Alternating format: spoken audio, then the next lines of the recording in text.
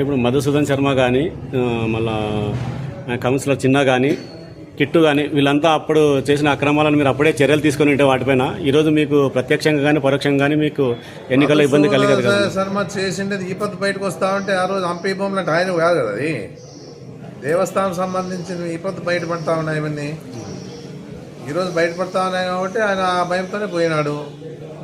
అదే ఆయన సమాధానం ఇస్తాడు, మనకు సంబంధం లేదు. ఇంకా ఆయన ఏం చెప్తున్నాడు అంటే దీంట్లో ఇంకా పెద్ద పెద్ద వాళ్ళు ఉన్నారు, దానివల్ల వాళ్ళకు కూడా ఇబ్బంది కలుగుతుందనే విషయం కూడా చెప్తున్నాడు అన్న.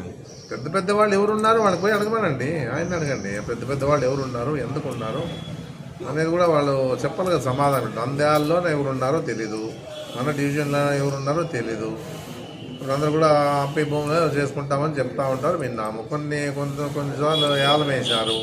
అది ఎందుకంటే గవర్నమెంట్ దానికి సపోర్ట్ చేయాలి, పర్మిషన్ ఇవ్వాలి. పర్మిషన్ ఇస్తే నమ్ముకునే ఉండేది, లేకపోతే ఉండే పరిస్థితి లేదు.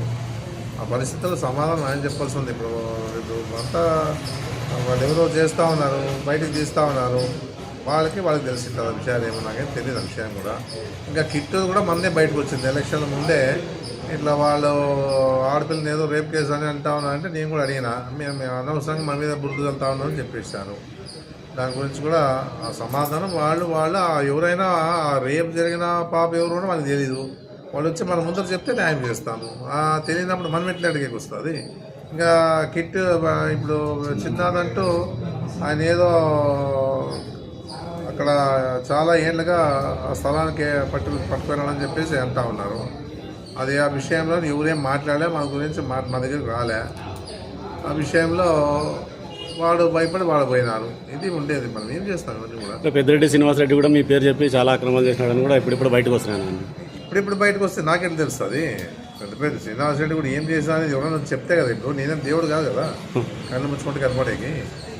ఏదన్నా అలాంటి వాళ్ళు చేసినప్పుడు అలాంటి వాళ్ళకి ఎవరికైనా అన్యాయం చేసినప్పుడు నా దగ్గరకు వస్తే తెలుస్తాయి. రానప్పుడు నేనేం చేయాలి. అది ఇప్పుడు పార్టీ పరంగా సోషల్ మీడియాలో ఉన్నాడు ఆ పిల్లోడు, అంతవరకు నాకు తెలుసు. కానీ ఆ పిల్లోడు ఏం చేస్తాను తిన్నాను ఎంక్వైరీ పెట్టుకుందా నేను. ఎవరైనా వచ్చినా అనుకో దాని మీద ఎంక్వైరీ తీస్తాం, అంతేగాని తెలియని పరిస్థితిలో మన ఊరికే ఎవరు రానప్పుడు మనం ఏం చెప్పే కదా వాళ్ళందరూ. ఇవన్నీ కూడా ఏదున్నా కూడా మనమంటూ తెలిస్తే ఊరికే ఉండే పరిస్థితి లేదు.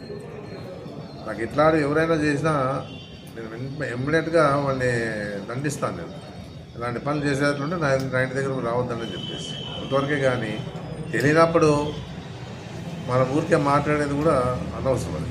అది ఎవరైనా వచ్చినారనుకోండి తప్పు, నేను పట్టించుకోలేదు చెప్పలేదంటే తప్పు. ఎవరు రానప్పుడు అనవసరంగా వాళ్ళు పిలిపించి దండించే పరిస్థితి ఉండదు కదా. నాకు తెలిస్తే చేస్తాను, తెలియనప్పుడు ఏం చేస్తాము, అది పరిస్థితి.